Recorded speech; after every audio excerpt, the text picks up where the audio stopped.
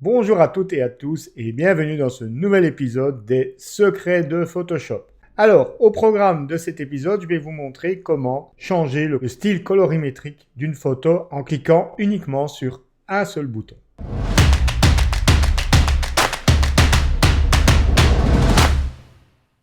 Alors, pour ça, donc, nous allons faire appel à un réglage qui s'appelle donc la courbe de transfert de dégradé que vous pouvez trouver ici dans la palette des réglages. Vous cliquez dessus, ça vous ouvre un dégradé. Vous voyez que votre image, elle est mappée en fonction de ce dégradé. Donc, il vous suffit de cliquer sur le dégradé. Vous voyez ici le type de dégradé. Vous allez choisir au lieu d'uniforme, bruit. On va donc réduire la cassure entre les couleurs ici à 0%. Alors, vous pouvez laisser cocher restreindre les couleurs, éviter d'ajouter de la transparence, sinon le color grading sera peu visible. Vous validez par OK. Alors, pour le moment, c'est très moche, mais vous allez appliquer à ce calque de réglage un mode de fusion qui est mélange maximal. Alors, mélange maximal ne garde que les couleurs primaires et secondaires de l'image. Donc comme ça, évidemment, ce n'est pas très intéressant visuellement, mais par contre, il a la particularité, ce mode de fusion, de faire partie des 8 modes de fusion spéciaux qui réagissent différemment au curseur fond qu'opacité.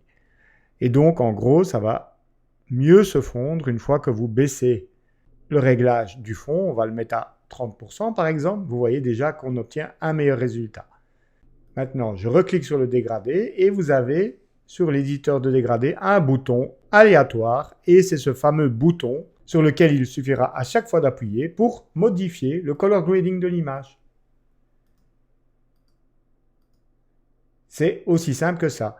Alors évidemment, parfois l'image en fonction du dégradé peut être trop sombre ou trop claire, donc ce qu'on peut faire c'est protéger les tons sombres et les tons clairs de ces réglages de couleurs, c'est-à-dire qu'on va appliquer les réglages de couleurs uniquement au ton moyen de l'image. Donc pour faire ça, vous cliquez à droite du calque, attention bien à droite, pas sur le nom, sinon vous allez renommer le calque, mais bien ici dans une zone vide. Et donc ça va vous ouvrir ce qu'on appelle la fenêtre de style de calque. Vous allez ici dans cette zone qui s'appelle comparaison sur gris et vous allez diviser le curseur du calque du dessous. Ça c'est les tons sombres. Vous le mettez complètement à droite et vous divisez le curseur des tons clairs et vous l'amenez complètement à gauche. C'est-à-dire que là, typiquement, vous avez appliqué l'effet maintenant que au ton moyen de l'image. Vous validez par OK.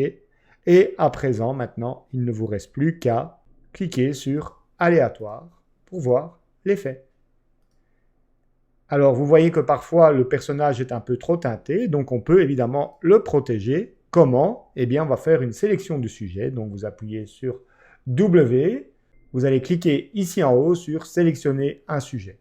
Photoshop va tenter de détecter le sujet. J'appuie sur Q pour vérifier s'il a bien compris. Grosso modo, c'est pas mal. Et donc, je vais remplacer le masque qui est ici actuellement créé par défaut. Je vais le jeter à la poubelle tout simplement. Et je vais en recréer un autre. Voilà, je clique sur l'icône ici en bas, nouveau masque. Et donc là, il va convertir la sélection, ce qui est en pointillé, en masque. Voilà. Et donc maintenant, le réglage ne s'applique qu'à l'intérieur du masque, ce qui est en blanc. Or, je veux l'inverse. Donc, on va inverser le masque. Ça se fait en faisant commande ou CTRL-I. Et voilà, donc maintenant, en fait, on voit que le réglage de color grading ne s'applique qu'à l'extérieur du masque. Et pour plus de vraisemblance, vous pouvez baisser la densité du masque, c'est-à-dire en gros son opacité. Donc pour ça, vous cliquez 2 fois sur la vignette du masque. Attention que ça peut vous ouvrir la fenêtre sélectionnée et masquée. Cela dépend en fait de vos préférences. Je vous montre ici où ça se trouve, dans Préférences.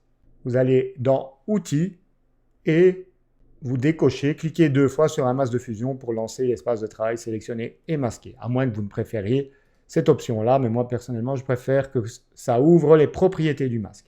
Donc, je baisse la densité à plus ou moins 50% pour laisser passer l'effet à moitié. D'ailleurs, vous voyez à présent que ce qui était noir dans le masque est devenu gris, c'est-à-dire qu'il laisse passer à 50% l'effet colorimétrique. Et donc maintenant, je peux m'amuser. Hop, aléatoire. Et vous avez ainsi accès à plein de nouvelles idées colorimétriques pour styliser vos photos.